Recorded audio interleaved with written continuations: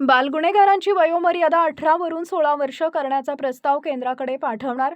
बालकांचा गुन्ह्यासाठी वापर करणाऱ्यांवर कठोर कारवाई. मुख्यमंत्री देवेंद्र फडणवीस यांची विधानसभेत माहिती. जालन्याचे आमदार अर्जुन खोतकर यांनी बालगुन्हेगारीबाबत उपस्थित केलेल्या प्रश्नावर उत्तर देताना मुख्यमंत्री देवेंद्र फडणवीस यांनी तपशीलवार उत्तरं दिली.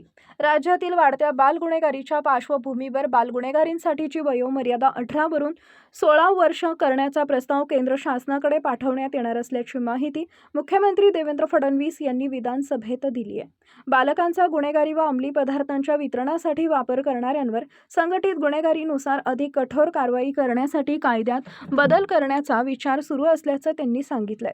तसेच वाढत्या बाल गुन्हेगारीचे वैज्ञानिक विश्लेषण करण्यासाठी उच्चस्तरीय समिती नेमण्यात येणार असून संघटित गुन्हेगारीत बालकांचा वापर करणाऱ्यांवर कठोर कायदेशीर कारवाई करण्याचाही विचार सुरू असल्याचं मुख्यमंत्री फडणवीस यांनी सांगितलंय.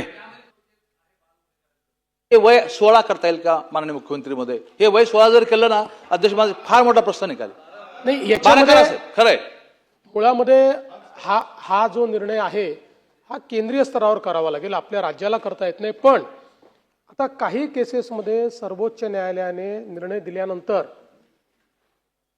ज्या अतिशय ग्रीव्हियस केसेस असतात, म्हणजे खून आहे, बलात्कार आहे, अशा केसेसमध्ये 16 वर्षाच्या वरची जी मुलं आहेत यांना संज्ञान समजण्यात यावं असं कोर्टाला अर्ज करता येतो. आणि कोर्टाला जर वाटलं की हे संज्ञान आहेत, म्हणजे यांच्या सायकोलॉजिकल जे काही त्यांचं वागणं आहे त्यात ते संज्ञान आहेत, तर त्यांना 16 वर्षाच्या वरच्या मुलालाही 18 वर्षाच्या वर आहे असं समजून त्या ठिकाणी त्याला ट्राय करता येतं. त्यामुळे ही आता न्यायालयानेच व्यवस्था केली आहे.